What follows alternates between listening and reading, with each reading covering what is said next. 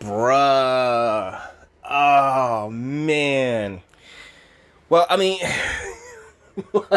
like I've said, this is why MGTOW's a thing. This is why you kind of got to go your own way, brothers.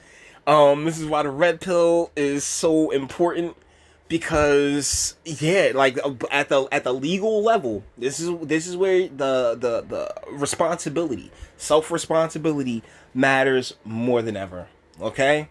Okay, it really does because at the legal and legislative level, trust me, guys, like it's not looking great for you. It's really not. So, Garden State Equality.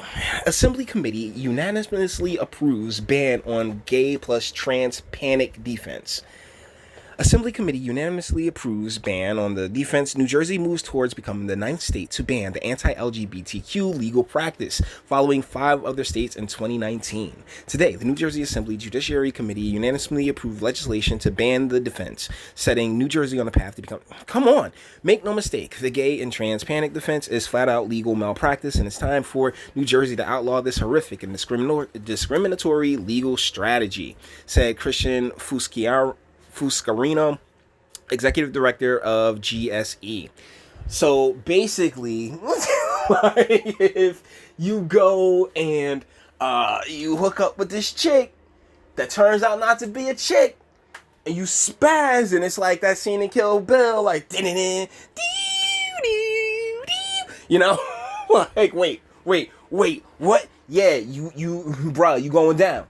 Alright, you going down. It ain't gonna be me, cause trust and believe. I can pick up feminine energy, you know. And unfortunately, we got so many young men who have really only known feminine energy in such a throughout the course of their lives that they can't tell the difference between the masculine energy and the feminine energy, and they pick up this, saying real feminine seeming individual, and all of a sudden, wait a second, a twig and 2 berries, huh? What? So,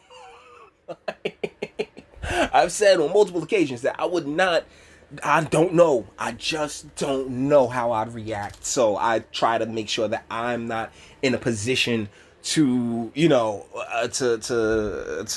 get caught, to be so compromised. There we go. Fantastic.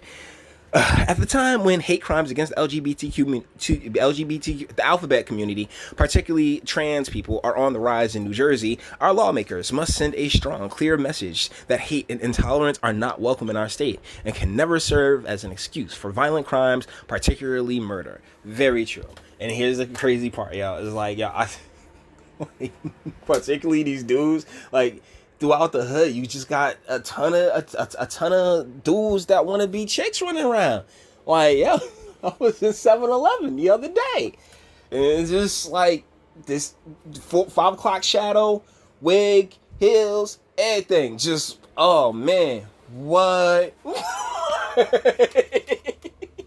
Me and the clerk just looking at each other. Hey, man, what's up, bro? Ain't nothing, my dude. We good, my guy.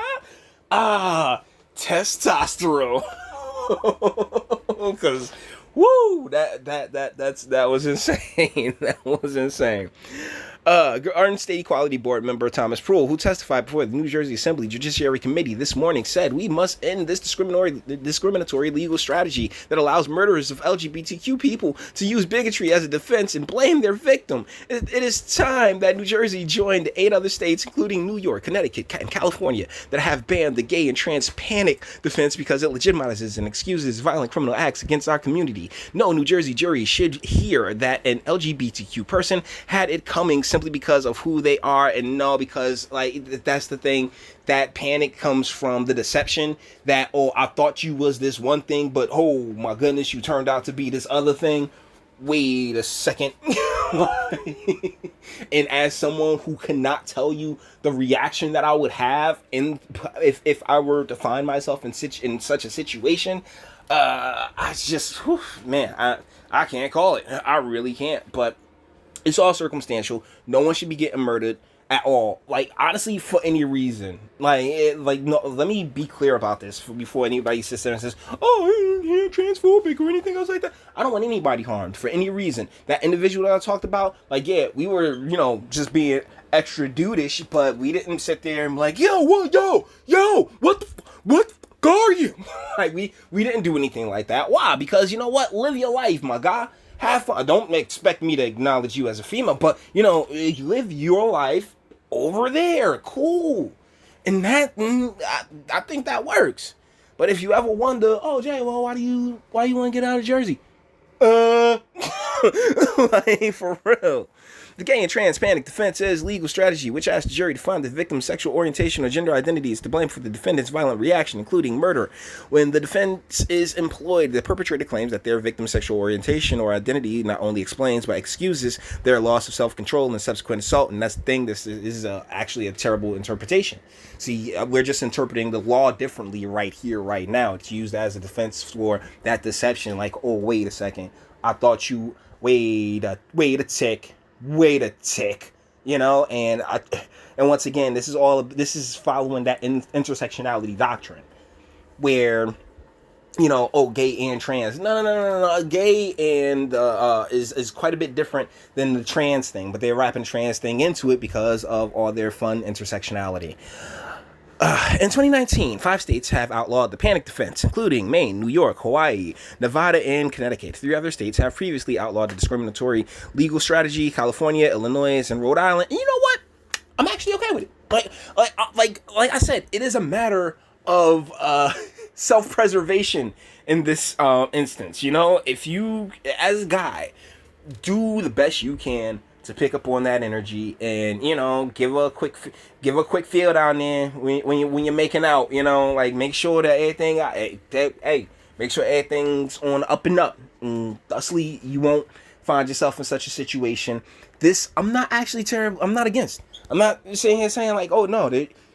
You can dead that as a defense, because you should be aware of your situations and what you're in the position that you're putting yourself into. So, I mean, I know how we started, but isn't that the fun thing about these videos? If you stick around long enough, you get past the jokes, and then I get a little serious and say, you know what? Yeah, this rocks. You know what I'm saying? That not this rocks as in this rocks, but this rocks as in, it's filtered through. I kind of get where they're coming from, and that it shouldn't be a legitimate excuse for killing anyone, because I don't believe there's a legitimate excuse for extinguishing. Okay, how do I put it? There's excuses, but it's so nuanced, and there's so many variables in each and every situation that I'd much rather leave it at that level, at that individual level, as opposed to trying to put a blanket over everything. So, boom. Former Assemblyman Tom Eustace and Reed Gesor, whatever, initially introduced and sponsored legislation in 2014 and 15 to ban the panic defense. Current legislation, A1796 S2609, is sponsored in the Assembly by Joanne Downey, John Bersheli, Valerie Huddle, Marlene Carride, Pamela Lampett, and John McKeon. All right. So, I mean, I'm actually okay with this. Boom. It shouldn't be an excuse. Because you should be taking care of yourself. Personal responsibility. And that's one of the main things that Red Pill and MGTOW is all about. So, like I said, this is a moment. With that being said, all the internet stuff. If you liked it, toss a like. Dislike, go ahead, do that too. Nobody's scared of you. Sub if you enjoy my fantastic voice and want to get videos like this every single day. Share, because sharing is caring. And YouTube and BitChute and like are the biggest fans of your boy over here. And speak. Let me know. What do you think in the comments? Oh yeah, ring the bell. And speak. Let me know. What do you think in the comments? Is once again, how would you react?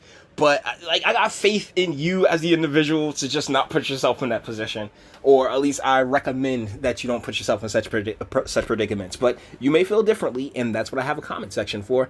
Until the next one.